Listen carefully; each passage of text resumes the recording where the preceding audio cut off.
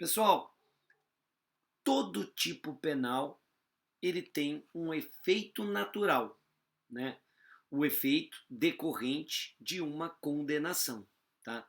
Então, uma pessoa condenada pela prática de um crime, é evidente que essa pessoa, é evidente que esta condenação, ela tem um efeito principal. Qual é esse efeito? É a imposição de uma pena privativa de liberdade, tá? Ou, eventualmente, uma pena restritiva de direito.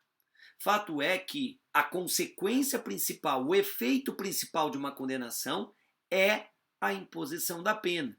E, naturalmente, pelo menos em regra, o início do cumprimento da execução dessa pena. Ocorre que, ao lado da pena principal, que é a privativa de liberdade, nós temos também penas acessórias, que podem ou não ser impostas aos autores de crimes. Doutores, neste bloco, nós vamos focar a nossa atenção nos efeitos que a lei traz para a condenação aos agentes, né, que praticarem crimes de abuso de autoridade, tá? Então, no caderno de vocês, e doutores, sempre vale a pena anotar, não deixem de anotar, tá? Então, no caderno de vocês, efeitos da condenação. Nos termos do artigo 4º da nova lei de abuso de autoridade, doutores, nós temos, por assim dizer, três efeitos, volta comigo um segundinho, nós temos, por assim dizer, três efeitos acessórios. Três efeitos que concorrem, que podem concorrer com o efeito principal, que é a pena privativa de liberdade. Tá? Então a gente tem a pena privativa de liberdade, insisto, né, de reclusão ou detenção, como o efeito principal, e secundariamente, de forma acessória, nós temos outras previsões, tá? Outros efeitos, outras consequências. Primeira consequência específica trazida no artigo 4º da nova lei de abuso de autoridade. Doutores, a condenação por crime de abuso de autoridade torna certa a obrigação de indenizar o dano causado pelo crime, devendo o juiz, a requerimento do ofendido, fixar na sentença o valor mínimo para a reparação dos danos causados pela infração, considerando os prejuízos por eles sofridos. Tá? Doutores, todo crime gera uma responsabilização civil. Tá?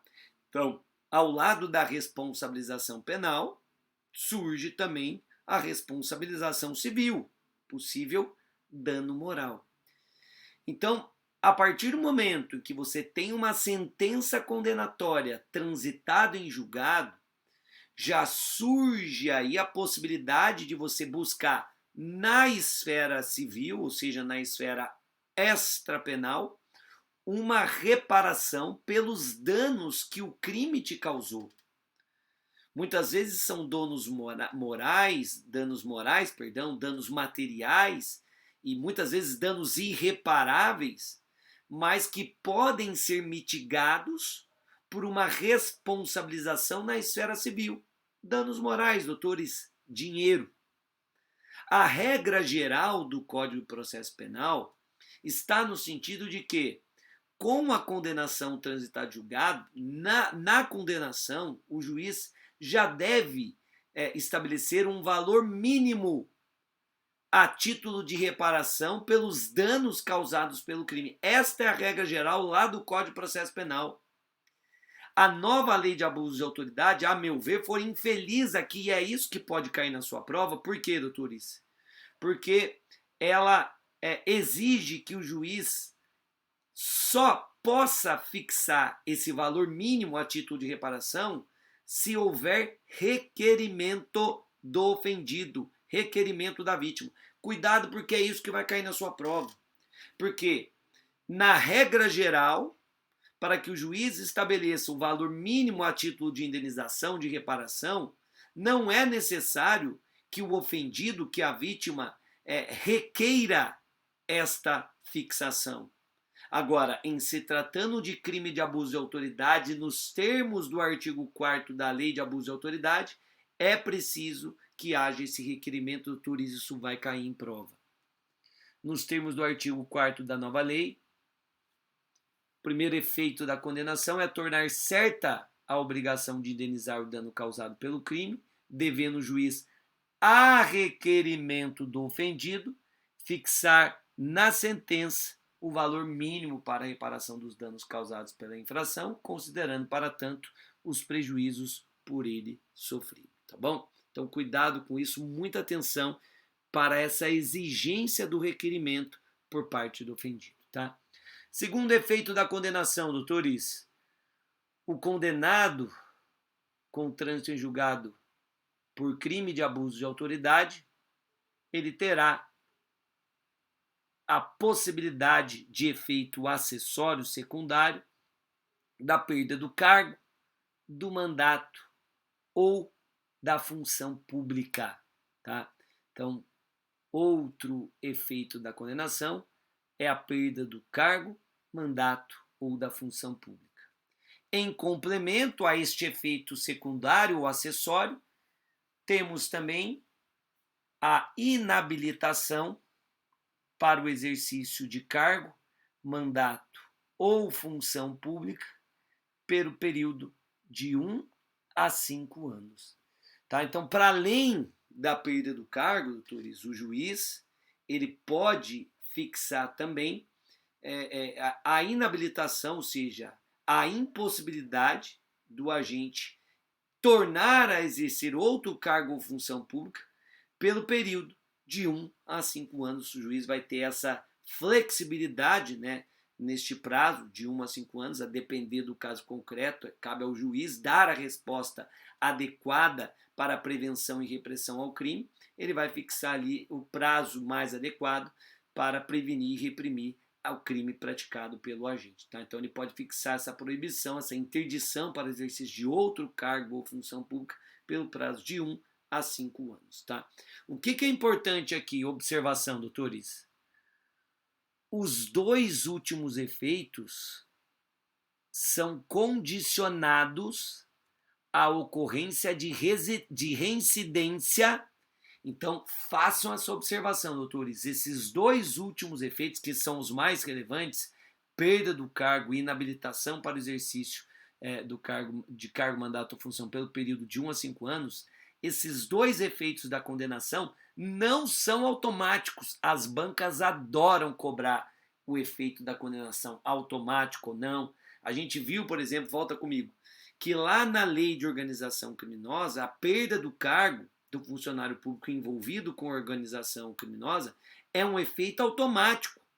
Condenado com trânsito em julgado, a perda do cargo é um efeito automático. O juiz não precisa declarar na sentença, ele não precisa constar na sentença condenatória. O mesmo ocorre para o agente público condenado pelo crime de tortura, é um efeito automático. O juiz não deve declarar, não há qualquer condição para que esse efeito se imponha. Agora, na lei de abuso de autoridade, não. Os efeitos não são automáticos, devendo ser declarados motivadamente na sentença e dependem ainda da ocorrência de reincidência em crime de abuso de autoridade. Doutores, percebam que a reincidência aqui é específica.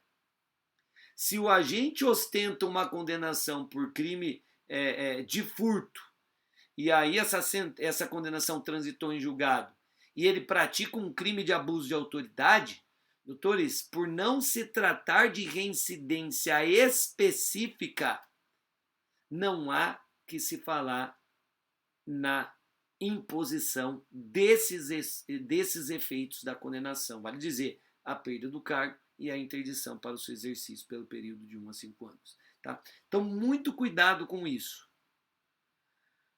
Esses efeitos não são automáticos, precisam ser declarados expressamente pelo juiz na sentença. Se ele ficar silente,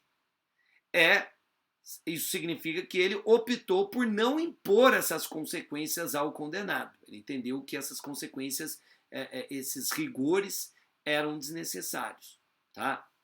Agora, se ainda assim ele entender pertinente a imposição desses efeitos, vale dizer a perda do cargo, por exemplo, só será possível a imposição desse rigor se o agente público for reincidente específico em crime de abuso de autoridade. Então, se ele já tem uma condenação transitada e julgado por um dos crimes da lei de abuso de autoridade, e aí volta a praticar outro crime de abuso de autoridade, opa, aí sim é possível a imposição desses efeitos.